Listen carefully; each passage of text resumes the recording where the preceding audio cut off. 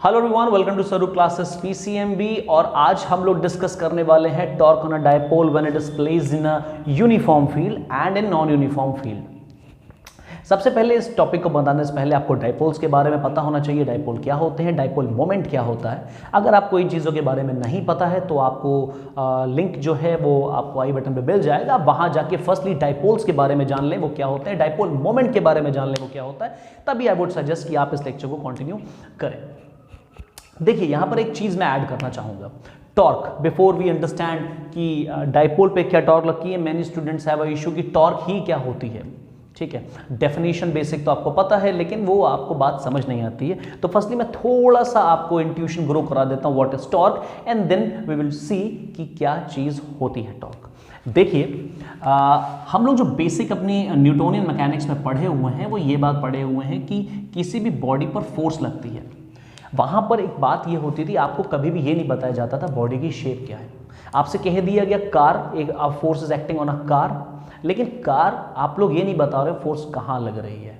Force के लिए तीन फैक्टर्स बहुत इंपॉर्टेंट होते हैं। दैट मीन्स फोर्स का मुझे डायरेक्शन पता होना चाहिए, फोर्स का मैग्नीट्यूड होता है, और एक थर्ड चीज़ जो कि इंपॉर्टेंट हो जाती है after some time, which is in rotational motion, point of application.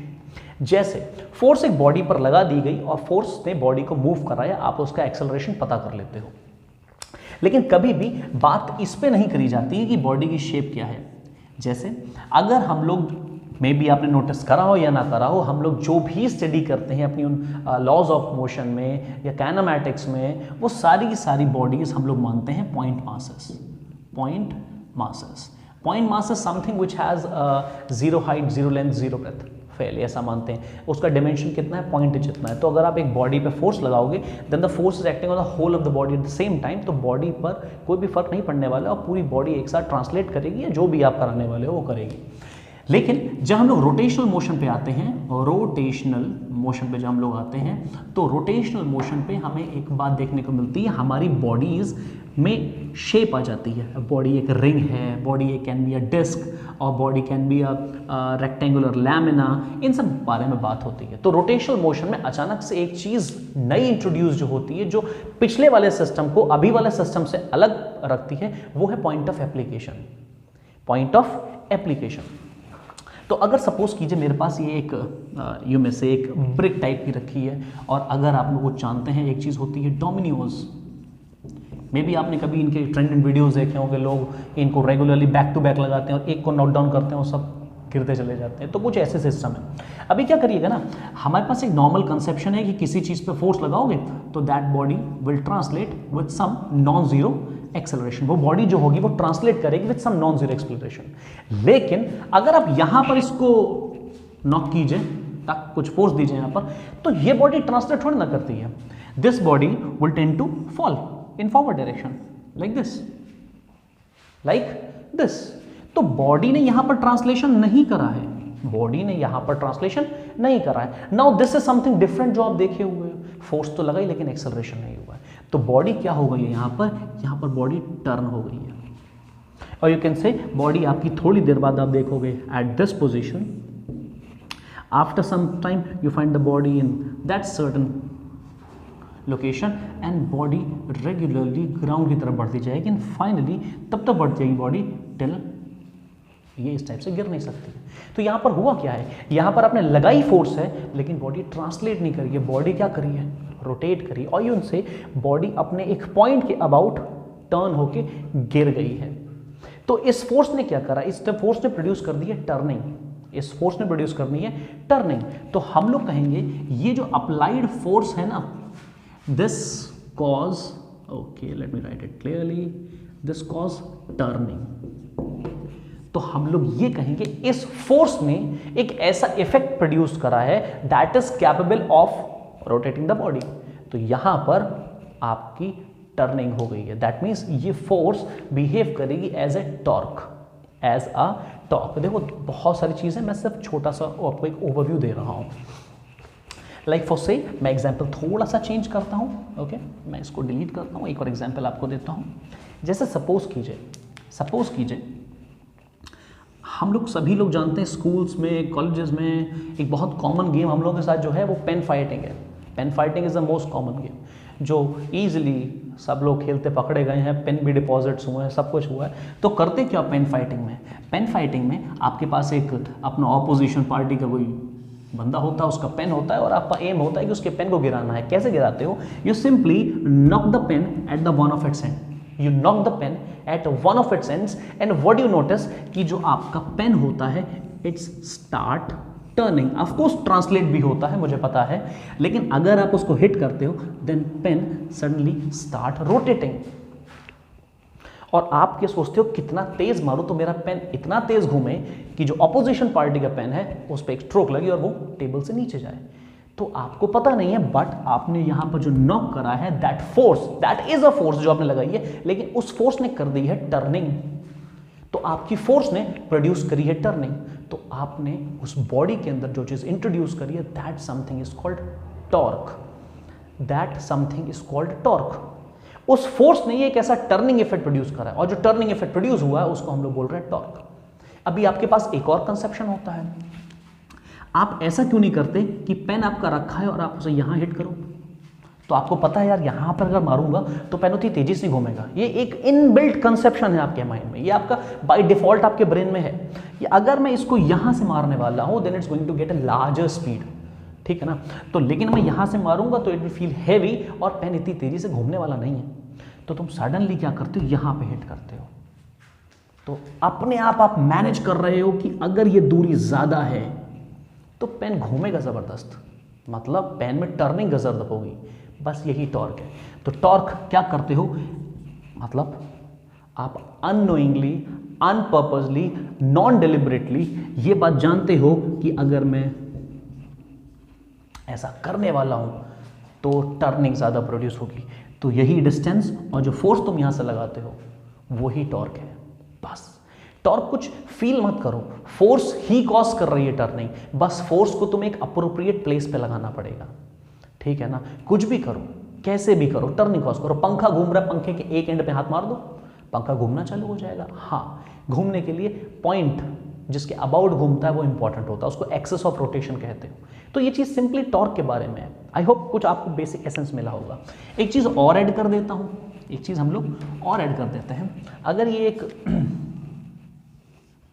Rod है और आपने अगर ये यहां पर बंधा हुआ से, ये यहां पर पिवटेड ब्लेड है, मैं इसको यहां से हिट करता हूं तो डेफिनेटली ये घूमने वाला है। लेकिन सपोज करो कोई इसको यहां से हिट करे और यहां से भी हिट करे, मतलब पहले आप एक फोर्स लगा रहे थे इधर से, अब यहां से आप दो फोर्स लगा रहे हो, ये भी एफ है, ये भी एफ है। तो जो टॉर्क होगी ना, जैसे इस केस में टॉर्क कितनी होगी, यहां वाले में अगर सिर्फ ये वाली फोर्स लगे तो सपोज करो इस केस में जो टॉर्क होगी, मान लेते हैं दूरी है आर, तो इस केस में जो टॉर्क होगी वो एफ आर, आर एफ, ठीक है ना। मैं अगर वेक्टर फॉर्म में लिख दूं तो आर क्रॉस एफ, सिर्फ इतनी फोर्स है। Make sense? अब अगर आप यहां से भी फोर्स लगा दोगे ना तो थोड़ी टॉर्क इसकी होगी और थोड़ी टॉर्क इसकी होगी। इसकी टॉर्क कितनी होगी, ये भी आर मान लो, आर क्रॉस एफ। दोनों के ऐड करोगे ना तो फाइनली मैं इसको ऐसा लिख सकता हूं, 2 times of R cross F. ये टोटल टॉर्क लग रही है क्योंकि ये भी घुमाने में कंट्रीब्यूट कर रहा है। This is also contributing in a turning effect and this type of the torque is called couple. This type of the torque is called couple. When the turning effect is produced by two forces which are equal and opposite, then something is called couple. I think that is fair enough जो आपको insight देगा about the dipole. Now come back to the dipole. ये तो torque के बारे में कुछ हो गया. Now मैं आपको बता देता हूँ electric field we have already dealt with. We already know what is electric field. Now एक बात आपको बताता हूँ, there are certain representation for the electric field which will deal in detail in later on lectures, but this time मुझे आपको बताना है uniform field क्या होता है. यूनिफॉर्म फील्ड हम लोग आगे भी इसके बारे में बहुत कुछ जानेंगे, but before that let's see what is uniform. Firstly uniform field is the field जिसका magnitude is constant everywhere. Field whose magnitude is constant at every point, whose magnitude is constant at every point. जैसे if suppose I chose a region between these two walls, okay, say these are two plates और मैंने इसके बीच में कोई एक reason select करा है, तो आप you can choose any random region this way. अगर मैं कह दूँ यहाँ पर इलेक्ट्रिक फील्ड की स्ट्रेंथ है that is 2 coulomb, not 2 coulomb, that's 2 newton per coulomb. I hope आप लोग जानते हैं इलेक्ट्रिक फील्ड की यूनिट क्या होती है. तो 2 न्यूटन कूलम. अब आप यहाँ पे कोई भी पॉइंट चूज करो. अगर ये फील्ड, आई बिलीव, मैं अगर कहता हूं कि अगर ये फील्ड यूनिफॉर्म है तो आप कोई भी एक्स वाई पॉइंट कुछ भी चूज करो, उन सब जगह पर ये वाला मैग्नीट्यूड होगा. That something means a uniform और अ कांस्टेंट इलेक्ट्रिक फील्ड या uniform electric field. Again uniform field का एक रिप्रेजेंटेशन होता है. इसका क्या होता है? एक representation. And that representation are equidistant parallel line. Remember, equidistant parallel line. Equidistant parallel line. So that something is a representation of the uniform field. Okay. आगे देखते हैं. अगर मैं बात करूं नॉन यूनिफॉर्म फील्ड के बारे में, नॉन यूनिफॉर्म फील्ड के बारे में बात करूं, फील्ड, तो ये वेरिएबल मैग्नीट्यूड होता है. ठीक है ना. फील्ड विद यू मे से वेरिएबल मैग्नीट्यूड. जो फील्ड जिसका मैग्नीट्यूड जो हो वो आपका वेरिएबल हो, वहां पर उसको आप बोलते हो नॉन यूनिफॉर्म फील्ड. ओके. अगर मैं रिप्रेजेंटेशन की बात करूं, रिप्रेजेंटेशन, सो यू मे से लाइक दिस और दिस और यू मे से दिस और यू मे से दिस, और इनका रिप्रेजेंटेशन इक्विडिस्टेंट पैरेलल लाइन से नहीं होता है. You can say this one. तो आप कुछ ऐसा बना सकते हो. हाँ, एक बात ध्यान रखना, ये नहीं ऐसे बना के ऐसे बना दो. ये एक दूसरे को कट नहीं करते हैं, ये एक दूसरे को इंटरसेक्ट नहीं करते हैं. शायद आपने फ्लूइड मैकेनिक्स पढ़ा, streamline never intersect with each other. Streamline कभी आपस में एक दूसरे को काटते नहीं. या आपने 10th में पढ़ा, magnetic field lines never intersect each other. तो ऐसा ही कुछ यहाँ भी होता है. इलेक्ट्रिक फील्ड लाइंस आपस में एक दूसरे को काटती नहीं. इनको क्या बोलते हैं हम लोग? ये इलेक्ट्रिक फील्ड का एक पिक्टोरियल रिप्रेजेंटेशन है. ये इलेक्ट्रिक फील्ड का एक पिक्टोरियल, मैं इसको समझूंगा कैसे? ठीक है ना. तो just to make you understand and just to make a sense out of the statement, हम लोगों ने ये एक चीज स्टार्ट करी है, इलेक्ट्रिक फील्ड को रिप्रेजेंट करना. इलेक्ट्रिक फील्ड असली में अगर मैं देखूंगा तो ऐसा कुछ नहीं मिलने वाला है, ऐसा कुछ नहीं मिलना. दिस इज जस्ट आपका एक हाइपोथेटिकल कॉन्सेप्ट जो हम लोगों को चीज़ों को समझने में आसानी देता है. सो ये एक नॉन यूनिफॉर्म की फील्ड, तमाम हो सकते हैं, ये एक रिप्रेजेंटेशन है. ओके. सो फर्स्टली मैं इसके बारे में बात करने वाला हूँ. ठीक, चलिए अब अपना स्टार्ट करते हैं टॉपिक. आई होप मैंने आपको जितनी चीज़ें रिक्वायर्ड थी इसमें इंट्रोड्यूस करा दिया है. एंड इन चीज़ों के बारे में, यूनिफॉर्म नॉन यूनिफॉर्म फील्ड की सारी प्रॉपर्टीज हम लोग नेक्स्ट लेक्चर में बहुत ज़्यादा डिटेल में डिस्कस करने वाले हैं. So don't worry about that. तो चलिए अब हम लोग एक्सप्लेन कर रहे हैं टॉर्क ऑन अ डाइपोल, किसमें? इन यूनिफॉर्म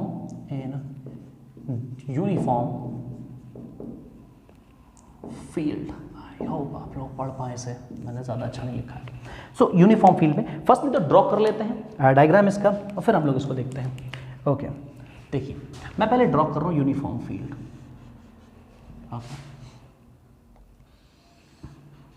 ये रही फील्ड, ये रहा.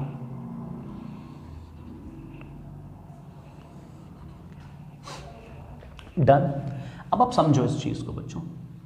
यहां पर एक डाइपोल रखा है मेरे पास. Okay. Mark as negative charge and let's mark this as a positive charge. Make sense? अभी एक चीज मैं सिंपल आपको और बता दूं, यू कैन एक्सेप्ट दिस, और आगे हम लोग इस चीज को पढ़ेंगे बहुत डिटेल में. इलेक्ट्रिक फील्ड अगर इधर से इधर आ रही है, इलेक्ट्रिक फील्ड अगर इस तरह से इधर आ रही हैं, तो एक बात इज प्रीटी श्योर कि यहां पर पॉजिटिव चार्ज होगा. बिकॉज इलेक्ट्रिक फील्ड ओरिजिनेट होती हैं पॉजिटिव से और जाके एंड होती हैं नेगेटिव पे. इस बात को हम लोग ऐसे समझ सकते हैं कि हमेशा पॉजिटिव चार्ज से फील्ड दूर जाती है और नेगेटिव की हमेशा पास में आती है फील्ड. तो कह सकते हैं निकली फील्ड यहाँ से है और जा कहाँ तक रही है? नेगेटिव तक. तो अगर आपकी फील्ड लाइंस ऐसे फॉलो अप हो रही है ना, देन दैट समथिंग मीन्स कि यहाँ पर पॉजिटिव चार्ज का एक कलेक्शन रखा होगा and here we have a collection of the negative charge. उसकी वजह से पॉजिटिव चार्ज यहाँ से फील्ड जा रही है और कहाँ पे जा रही है? यहाँ तक जा रही है. ओके. ओके. देन अगर कुछ ऐसा है तो समझो अगर इधर नेगेटिव चार्ज की प्रेजेंस होगी then this positive charge would feel a force in this direction. मुझे पता है फोर्स कितनी होती है, इलेक्ट्रिक फोर्स जो होती है that is Q times E, और you can say electric field हमको पता है होती है F/Q force per unit charge. So by that logic F is equal to E times of Q। So by that logic F is equal to Q times E। अभी अगर आप ये सोचने वाले हो फोर्स तो हमने पढ़ी है 1/4 pi epsilon not Q1 Q2 upon R square, तो ये वही लिखा है ना, इलेक्ट्रिक फील्ड लिख लेना 1/4 pi epsilon not Q upon R square और आपको मिल जाने वाला है। लेकिन थोड़ी सी चीजें यहाँ पर डिफरेंट हैं, ठीक है, मैं उस पर डिस्कस नहीं करता हूँ, आपको कंफ्यूज करना जरूरी नहीं है यहाँ पर, ठीक है। तो हम लोग क्या कहेंगे, इधर इस पे फोर्स लगेगी इस फॉर्मूले से, ठीक है। सो यहाँ पर एक फोर्स लगेगी and let's call it Q times E। क्योंकि इलेक्ट्रिक फील्ड इस दिशा में है और ये दिशा पॉजिटिव है, तो I can say this is the positive of QE। Vector concept is very crucial as I have already mentioned this fact. तो ये फिर फोर्स इधर लग रही है एंड दिस दिशा हम लोग मानी है as a positive direction, so this is Q times of the E। अब इस पे फोर्स लगेगी इस दिशा में, रीजन ये है क्योंकि इधर नेगेटिव इधर पॉजिटिव चार्ज का कलेक्शन है, तो ये नेगेटिव उसी तरफ अट्रैक्ट होगा। अब समझो क्या होने वाला है, मेरे पास एक डायपोल है, इसको इधर से कोई चीज खींच रही है, इधर से कोई चीज खींच रही है, होने क्या वाला है यहां पर अगर मैं टोटल फोर्स निकाल के देखूंगा, अगर हम लोग यहां पर टोटल फोर्स निकाल लें then total force going to be F is equals to F1 plus F2। Why? Because vector quantities हैं, तो you should do the vectorial sum, vector sum. So एक फोर्स है हमारे पास इस दिशा में पॉजिटिव ऑफ E, है ना, और एक हमारे पास है प्लस नेगेटिव ऑफ QFE। क्योंकि आपका Q चार्जेस बराबर है, E फील्ड E फील्ड बराबर है, तो दोनों फोर्सेस का मैग्नीट्यूड तो बराबर हो गया, साथ ही साथ दोनों ही फोल्ड अपोजिट दिशा में। तो नेट फोर्स तो सिस्टम पे कितनी लगने वाली है, F नेट बराबर 0। तो फिर फोर्स नेट सिस्टम पर बिल्कुल नहीं लगने वाली है। फोर्स नेट नहीं लगेगी तो सिस्टम में एक्सेलरेशन नहीं होगा, मतलब बॉडी ट्रांसलेट नहीं करेगी, बिकॉज अगर ये रेस्ट पे रखेगी so it will remain at rest until unless it is acted upon by some external force, और एक्सटर्नल फोर्स तो 0 लग रही है, that means it will remain at rest, that's for sure. लेकिन फोर्सेस जो हैं वो अलग अलग दिशाओं में लग रही हैं। इसका मतलब क्या होता समझते हैं, समझो जरा, ऐसे सिस्टम ने नेट फोर्स कितनी बना के दी, 0। अब अगर कभी भी एनी टाइम, एक सिंपल सा लॉजिक जो आपको पता होना चाहिए, जो हमको पता भी है, हम लोग 11 देख चुके हैं, अगर कभी भी इफ टू इक्वल और ऑपोजिट फोर्सेस एक्ट हो रही हैं और इनके लाइन ऑफ एक्शन, देखो मैं सिर्फ समझा रहा हूं, ठीक है ना, ये मत समझना ये कोई थ्योरी, इसको नोट मत को समझो, ठीक है ना, इतना गंदा लेकिन नहीं समझाऊंगा। अगर कभी भी दो फोर्सेस एक्ट हो रही होती हैं किसी भी बॉडी पर, और एक्ट होने का तरीका देखो, ये बॉडी यहाँ पर अलग एक्ट हो रही है फोर्स, यहाँ पर एक अलग एक्ट हो रही है फोर्स, तो हम लोग अगर इस फोर्स को थोड़ा सा लंबा करें ना, इसकी लाइन, ये फोर्स इस लाइन के अलॉन्ग लग रही है या ये फोर्स इस लाइन के अलॉन्ग लग रही है, तो ये जो लाइंस होती है ना, ये लाइन जो है इसको बोलते हैं line of action, line of action. I hope आपको पता है, नहीं पता है तो यहां पर नोटिस कर लो। जिस क्या करना है ना, फोर्स जो लग रही है ना उस लाइन को थोड़ा लंबा कर दो, तो हम लोग कहेंगे फोर्स इस लाइन के अलॉन्ग लग रही है, so that something is called the line of action.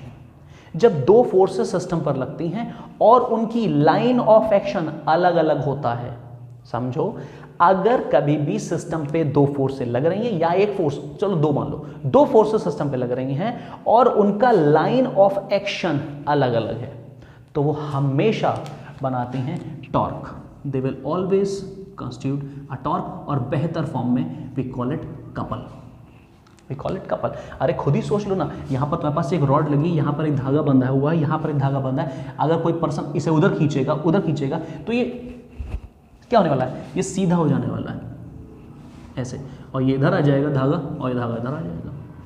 तो ये फोर्सेस हमेशा टॉर्क प्रोड्यूस करती है। टॉर्क कहने का मतलब कुछ कठिन नहीं है, टॉर्क कहने का मतलब ये है इन्होंने इसको टर्न करा देना है, they will cause a turning, क्योंकि नेट फोर्स तो है ही नहीं, तो ट्रांसलेट तो होना बनता ही नहीं है, तो ये क्या करेगा, ये इसको गिरा देगा कुछ ऐसे और ये इसको घुमाएगा गोल गोल। तो रोटेशन, तो हमारे पास बस यहां पर यही है। नेट फोर्स तो हम लोगों ने देख ली जीरो है। अब नेट फोर्स अगर जीरो है तो हमने ये भी देखा कि दोनों की लाइंस ऑफ एक्शन अलग अलग है। I can draw the lines of action, okay. तो ये जो चीज हम लोग बनाते हैं ये होती क्या है, line of action. What is this, this is line of action, this is line of action, this is the line of action for this force and this is the line of action for this force, okay. So हम लोग अब इसको लिखेंगे। हाँ, हम लोग further तमाम consideration लिख सकते हैं, लिखो जरा यहां पर, consider a dipole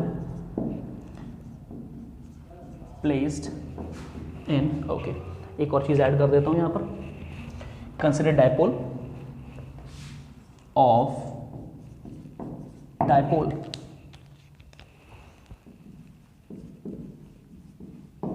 moment P is placed in uniform field, okay, uniform field of strength E। हमने एक डाइपोल को रखा है in a strength, in a electric field of uniform electric field of strength E। Now अब देखते हैं, now force on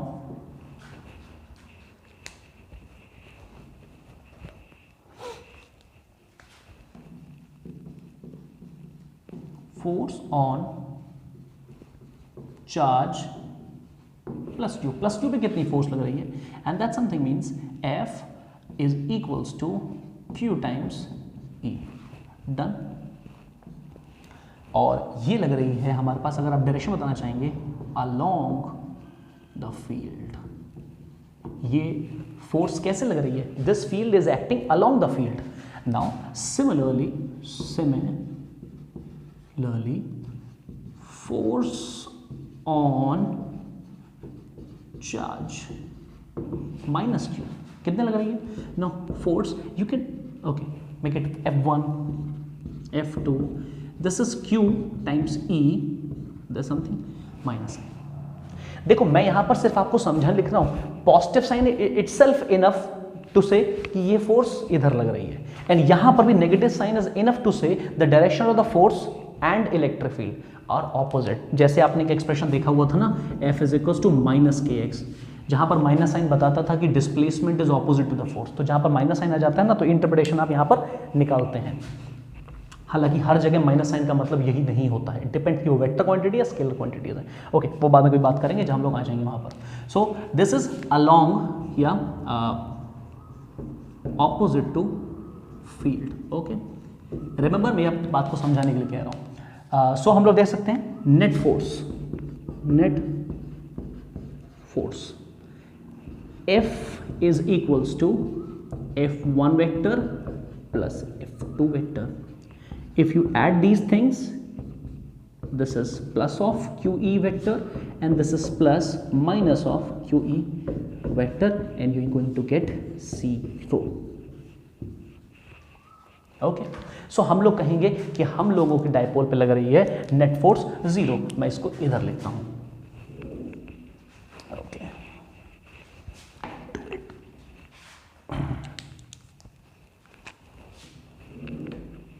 देखें जरा, since the net force acting on dipole is 0, so it will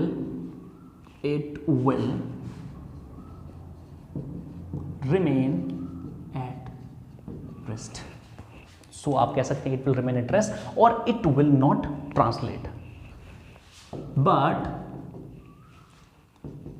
the line of action of the two forces are different, so they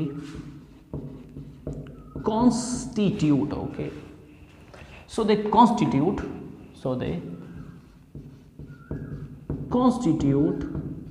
a couple.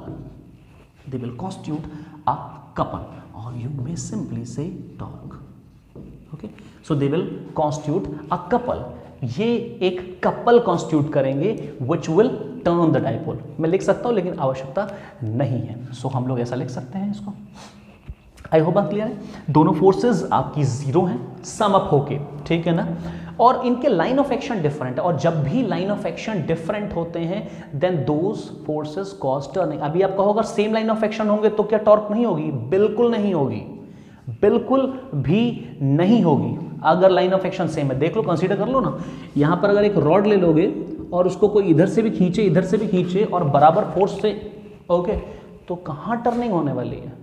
You will not see any kind of turning, ठीक है ना. और अगर ज़्यादा कुछ imagine बेहतरीन करना चाहो तो सपोज कर लो मेरे पास एक बहुत बड़ा ये ब्लेड है, एंड दिस ब्लेड यहाँ पर एक रस्सी बंधी है और यहाँ पर एक रस्सी बंधी है, and we have a group of two peoples. वो इसको इधर खींचेंगे और वो इसको इधर खींचेंगे. तो आप क्या समझते हो, ये ब्लेड हिल जाएगा यहाँ से? नहीं. सबसे पहले तो उसकी टर्निंग होगी, ये ऐसा आएगा और फिर खींचेगा. तो पहले टर्निंग होगी. अगर लाइन ऑफ एक्शंस सेम नहीं है तो, अगर लाइन ऑफ एक्शन सेम हो गए then you not going to see any turning in that particular case, ठीक है ना. तो देखिए मैं इसको बिठाता हूं in that particular case. So torque और कपल, टॉर्क ऑन डाइपोल. अब मैग्नीट्यूड कैसे दिया जाता है मैं आपको यही बता देता हूं. मैग्नीट्यूड आप लिखते हैं कुछ ऐसा, tau is equals to either of the forces, कोई भी फोर्स लिख लो क्योंकि दोनों फोर्सेस के मैग्नीट्यूड बराबर हैं, इनटू, अगेन इस क्रॉस का मतलब क्रॉस प्रोडक्ट नहीं है, मैं मैग्नीट्यूड लिख रहा हूं अभी, इस क्रॉस का मतलब क्रॉस प्रोडक्ट नहीं है, times the perpendicular distance between the line of action. ये फॉर्मूला होता है टॉर्क का, या कपल का फॉर्मूला ये होता है. अगर आपको कपल निकालनी है तो फोर्स लिखो जो है थोड़ी दोनों में से, क्योंकि दोनों फोर्स मैग्नीट्यूड बराबर है, क्रॉस डिस्टेंस बिटवीन, या बेहतर रूप से perpendicular distance between the two lines of action. Okay fine. So what is the perpendicular distance? मैं मान लेता हूं this is the perpendicular distance between the to dipoles, between the two forces, और you में से this is the perpendicular distance. आप चाहे इधर वाला चूज कर लो चाहे इधर वाला चूज कर लो, that doesn't going to make any difference. Okay, मैं यहाँ पर कुछ चीजें मार्क कर देता हूँ जो मैंने आपको नहीं बताई थी. लेंथ ऑफ द डाइपोल हम लोग हमेशा 2a लेते हैं, और मान लिया कि डाइपोल हमारा कितने एंगल पर रखा है? थीटा एंगल पर रखा है. ये चीज मैंने मार्क नहीं कराई थी. Okay, you can do this. So हमने मान लिया थीटा एंगल पर है, उसकी लेंथ कितनी है? 2a. सो फोर्स तो हमको पता है, फोर्स है हमारी q times of e. Okay, अब हमको निकालना है perpendicular distance between the two. So ये परपेंडिकुलर डिस्टेंस आप कह सकते हो परपेंडिकुलर डिस्टेंस. अब ये लेंथ तो 2a है, ये एंगल थीटा है, सो बाय द, ठीक है ना, समझ सकते हैं आप, these are the parallel lines और ये एंगल्स. सो ये आपका, क्योंकि ये वाला एंगल ऐसा है, ये वाला एंगल भी ऐसा हो जाएगा. आई होप करस्पॉन्डिंग एंगल्स आपको पता है ये बात. इस हिसाब से ये वाली जो लेंथ हो जाएगी वो हो जाएगी 2a sin थीटा. आप फाइंड करके देख सकते हो. This theta, so this is also theta. ये 2a है तो ये हो जाएगा 2a sin theta. So the perpendicular distance between the to, that means the perpendicular distance between the lines of action is 2a sin theta, that is 2a sin of theta. guys मैं फिर से बता दूं, इस cross का मतलब cross product नहीं है अभी, क्योंकि हम मैग्नीट्यूड लिख रहे हैं. और अगर आपको कोई इश्यूज हैं so you can simply remove this और write as the multiples between the bracket, ठीक है ना.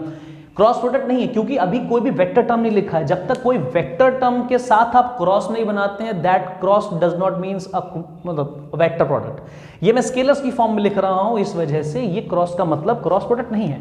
हाँ अभी आएगा बाद में लेकिन. So tau this look something like this. So q times 2a मैं इसके पास लेके आ सकता हूं. This is e and this is sine of theta. This is sine of theta. Okay, so अब हम लोग बात कर लेते हैं इसके लिए. सो Q इंटू 2a जो होता है वो डाइपोल मूवमेंट होता है. आई होप आपको पता है. E is electric field and this is sine theta. तो एक एक्सप्रेशन तो हमारे पास ये बन गया, ठीक है. This is the torque in magnitude form. This is the torque in magnitude form. अभी मैं क्या बोल सकता हूं, टाउ इज इक्वल्स टू, हमारे पास जो है वो है P वेक्टर, इलेक्ट्रिक फील्ड भी वेक्टर है और साइन थीटा इन्वॉल्व है, तो इसको मैं इस फॉर्म में लिख सकता हूं और ये है हमारा वेक्टर फॉर्म, ठीक है, vector form. Of course theta is the angle between P vector and E vector. Okay, for this case let me say this is E vector हमारा, and if you place dipole like this then this is the theta between the two, so this is the angle between P and E. I hope it makes sense. Okay, so again few more things. Cases. Case 1, if theta becomes 0 degree, that is P vector along E, P vector is along E, मतलब dipole जो होगा that is, ठीक है ना, parallel. इसको रखा जाता है when dipole is placed parallel to the field. I hope it makes sense. पहले आप लोग लिख लीजिए इसको। तो इसका मतलब है tau is equals to P E sine of 0 degree, and that something means tau बराबर 0, and that something is a minimum torque, I would say minimum torque. Case 2, if theta is equals to 1A2, that is P anti parallel to E। देखो इस, अगर मैं dipole को flip करके जैसे इधर रखा है, अब मैं ऐसे कर दूं तो इसको बोलते हैं anti parallel. It's still a parallel, but anti parallel का मतलब है जिन वेक्टर्स के बारे में आप बात कर रहे हैं वो पैरेलल है but they are pointing in opposite direction.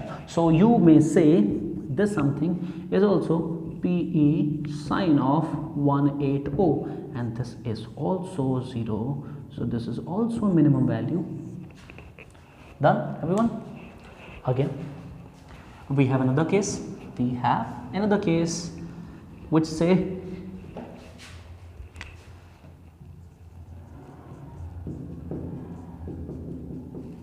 when dipole is placed perpendicular to E, that is P vector perpendicular to E vector, that something requires not max here, P, not vector notation, you can say E sine of 90. That means we know that sine assumes maximum value at 90 degree, so this torque has to be maximum at theta is equals to 90, so tau max is equals to PE. That's a maximum torque one can witness in case of dipole placed in a uniform field for a fixed value of momentum, dipole moment and electric field. Of course the magnitude over that's going to change for the same angle agar the dipole moment would have been larger value or electric field is increased, ठीक है ना। So ये सब चीज़ों के साथ this is how the torque on the dipole is defined. Okay, I hope it makes sense. सो अगर मैं डायपोल को यूनिफॉर्म फील्ड में रखूंगा then this something going to happen. Of course मुझे पता है कि नॉन यूनिफॉर्म फील्ड के बारे में भी आप लोग सोचेंगे, तो मैं सिंपल सा एक फैक्ट बता देता हूं, यू कैन नोटिस, और मैं आपको भी एक्सप्रेशन भी करके दिखा देता हूं, बट उसका एक्सप्रेशन मैं आपको बताने वाला हूं आफ्टर पोटेंशियल एनर्जी। ओके, मैं पोटेंशियल एनर्जी के बारे के बाद में डायपोल को यूनिफॉर्म फील्ड में रखूंगा, बिकॉज अगर आप लोग एक दफ़े पोटेंशियल एनर्जी समझ लोगे तो एक बहुत इजी मेथड है जिसकी मदद से आप ये समझ पाओगे what happen when dipole is placed in a non uniform field, और क्या क्या एक्सप्रेशंस आते हैं वो भी हम लोग नोटिस कर पाएंगे। बट फॉर नाउ मैं एक पॉइंट लिख देता हूँ जो आपको काफ़ी ईजी गोइंग में याद रहेगा। When dipole, you can write it as a conclusions. Okay, fine, let me do one thing, मैं इसको एक हेडिंग कर देता हूँ, these are some of the conclusions. Conclusion, क्या कंक्लूजन रखेंगे जरा?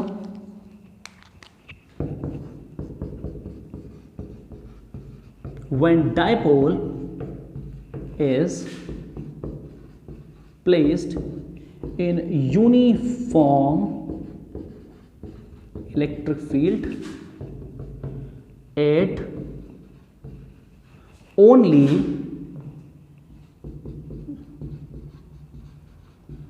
experiences torque, or you may say net torque, but no force. सिर्फ इलेक्ट्रिक फील्ड, सिर्फ उस पर टॉर्क लगती है और कोई भी फील्ड नहीं लगती है. Okay okay, let me right second one. Second आप कंक्लूजन क्या दे सकते हैं, मैं यहाँ पे लिख रहा हूँ, काफ़ी नीचे हो जाएगा वो आप लोग. ओके चलिए यहीं पे लिखते हैं.